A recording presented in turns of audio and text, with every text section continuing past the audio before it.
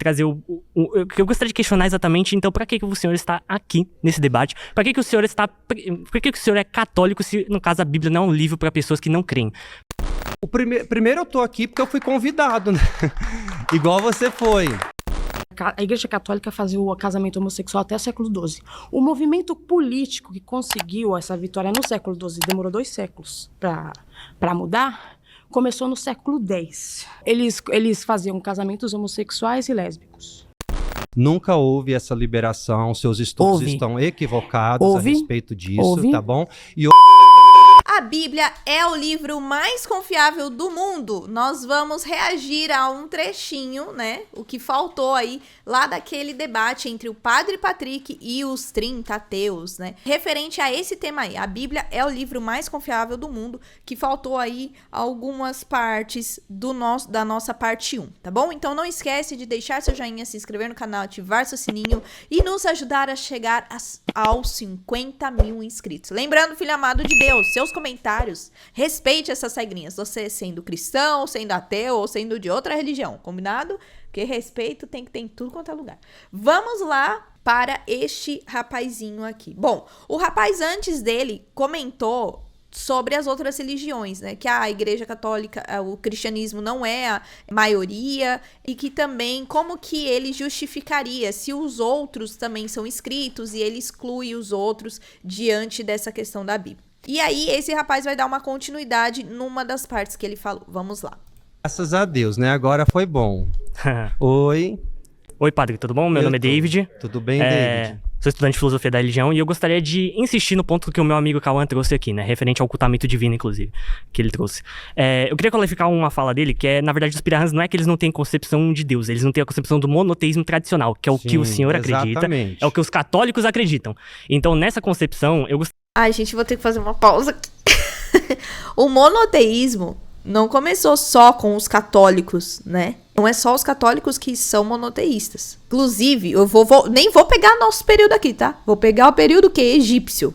Lá houve um deus houve um faraó que começou a acreditar no monoteísmo. E saía daquela coisa de vários deuses, enfim. Então, a questão monoteísta não é só o cristianismo que tem hoje, mas também não é só de agora. Outras civilizações antigas também começaram a acreditar nessa questão.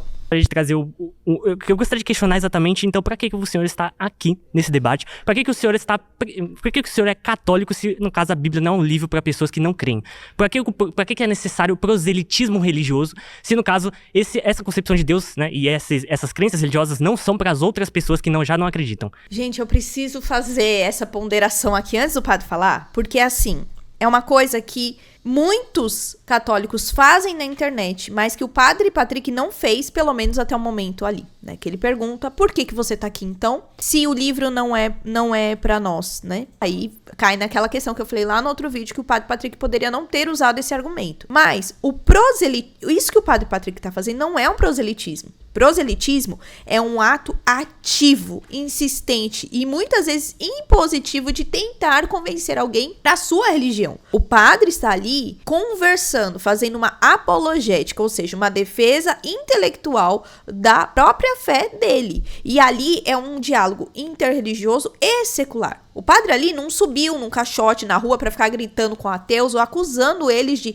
vocês vão pro inferno, Não, ele foi convidado para um programa de internet para debater. Aceitou um convite para expor a sua opinião de um mundo. Isso não é fazer proselitismo. Proselitismo é muito diferente. De verdade, esse rapaz ele não sabe o que é proselitismo mesmo. Proselitismo é quando alguém fica o tempo todo colocando o dedo na sua cara, falando que você é errado, e isso a Igreja Católica não ensina. Aliás, Bento XVI tinha uma frase que nós não podemos viver essa questão do proselitismo. Nós tínhamos que fazer por atração. Então, se o padre estivesse falando isso, o que ele é? Por mais que o argumento do padre tenha o argumento lá, né, de que, olha, a Bíblia é pra quem tem fé, é confiável pra quem tem fé, ele não tá ali, mesmo essa fala, não tá enfiando goela abaixo de quem é ateu, sabe? Na realidade, o padre acabou fazendo com essa fala, apesar de não ter justificado muita coisa, o oposto do proselitismo. Ele estava recuando. Vamos ver agora aí o que o padre Patrick vai falar?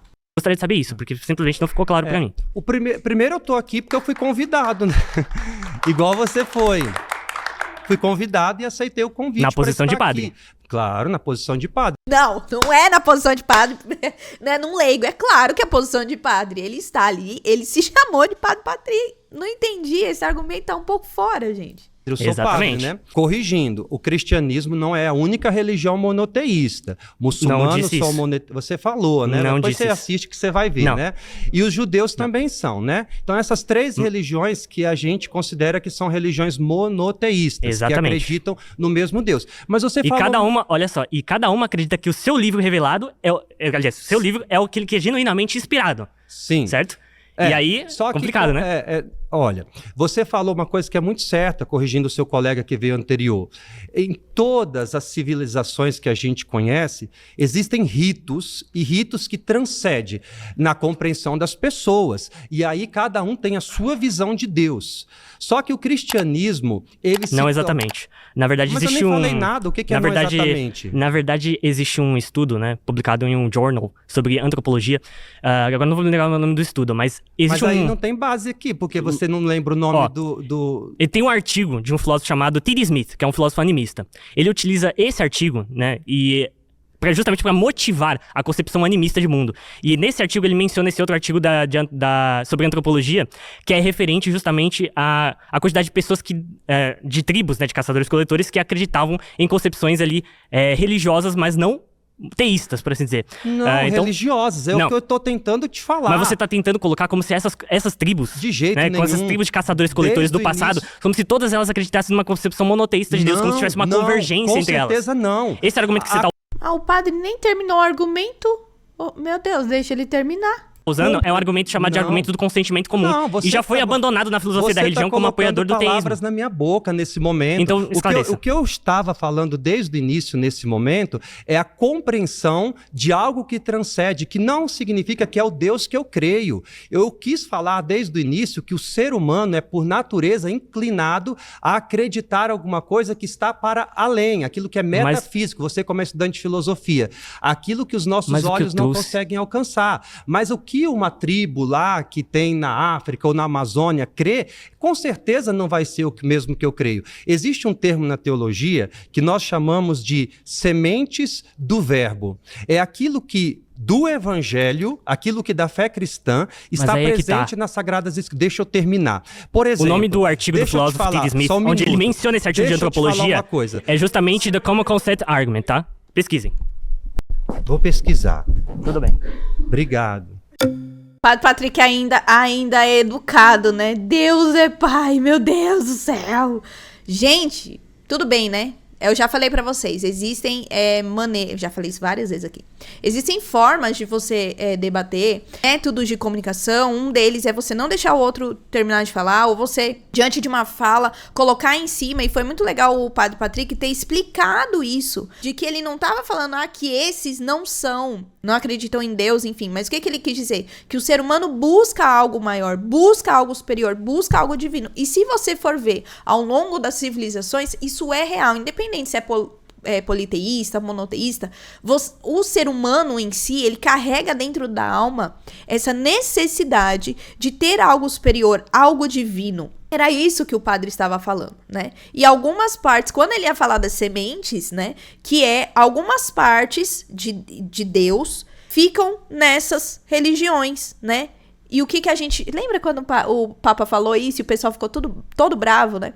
Porque o ser humano, ele busca Deus, então ele vai encontrando em partes. Porém, nós cristãos católicos acreditamos que o todo, ou seja, tudo, universalmente, está na Igreja Católica. Por quê? Veio com o Verbo encarnado e nele tinha todas as coisas. Então, a gente não precisa mais ficar pegando partículas, pegando sementinhas. Não, o todo está aonde Cristo deixou tudo fundado, tá? Vamos aí pra outra parte, vamos ver se vai ter mais alguém. Tem mais 2 minutos e 58 aqui, ó, que é esse reloginho aqui do Padre Patrick. Agora eu fui zen. Oi. Olá, padre. Tudo bem? Prazer. Como é que você tá? Prazer. Tudo bem. Você estava falando sobre a Bíblia ser confiável. No Concílio de Latrão, no século XII, a Igreja Católica votou para fazer o casamento homossexual ser proibido, porque a Igreja Católica fazia o casamento homossexual até o século XII. O movimento político que conseguiu essa vitória no século XII, demorou 2 séculos para mudar, começou no século X. Eles faziam casamentos homossexuais e lésbicos. Tá? A Bíblia, no geral, ela não fala sobre homossexualismo porque era normal, era natural. A única coisa de referência a pessoas do mesmo sexo fazendo era sobre a pederastia, que é outro conceito, é diferente de ser homossexual, segundo a antropologia. E a única coisa que se refere a isso é sobre os ricos que escolhiam os adolescentes para tutelar e pegavam os pobres e obrigavam eles a ter relações. Era permitido, desde que fosse consensual. Mas como o pessoal que naquela época era considerado elite subjugava quem era menor, eles quiseram essa lei. Em Romanos se refere a essa lei, e qual é? Levítico? Se refere a essa lei também. Na antropologia, você não pode afirmar certas coisas sem estudar os arredores. Essas leis também existiam nos povos ao redor ali, entendeu? A história de Ruth e Noemi, por exemplo, Ruth era palestina, ela era de outra religião, que casou com um judeu, filho de Noemi. E aí, quando os filhos dela morreram, ela falou, vai arranjar casamento, você vai ficar comigo, que eu sou viúva, pobre, sobrevivendo de doações de judeus. Mas não tem nada a ver com Bíblia o que você está falando, e está tudo muito confuso, viu? Tem tudo a ver com Bíblia, amor. E primeiro eu gostaria de fazer uma correção. Você usou um termo que é pejorativo e preconceituoso, que é homossexualismo. A OMS tirou esse termo. Tá certo, eu sou bissexual, moço. Pois é, mas ainda eu não tô sendo preconceituosa. Porque Não, você está querendo distorcer. Você não está argumentando. Você não está argumentando o que eu estou dizendo. Você está falando que não tem nada a ver com a Bíblia e tem tudo a ver. Você é que não sabe de nada do que eu falei agora e tá aí. Tchau. Entendi nada. Volte aqui pra gente conversar. Volte aqui. Eu acho que ainda. Gente, quero só fazer um ponto aqui. Esse termo homossexualismo, vocês lembram que o Frei Gilson foi atacado porque ele falou esse termo numa palestra super antiga e o pessoal atacou ele. O que o Padre Patrick veio e falou? Olha, esse termo não é mais utilizado porque a OMS tirou esse termo. Aí o que a pessoa fala? Não, eu sou bissexual. Tá, mas independente se você é bi, se você... Não interessa. Esse termo não é mais utilizado. Não foi isso que bateram na tecla naquela época? É a mesma coisa que agora. O termo correto é homossexualidade, ou você utilizar a sigla LGBTQI, APN+, ou LGBTQI, tá? Então, olha só como o padre, ele desestabilizou um pouco. Por quê? Ele falou, olha, o que você tá falando não tem nada a ver com a Bíblia.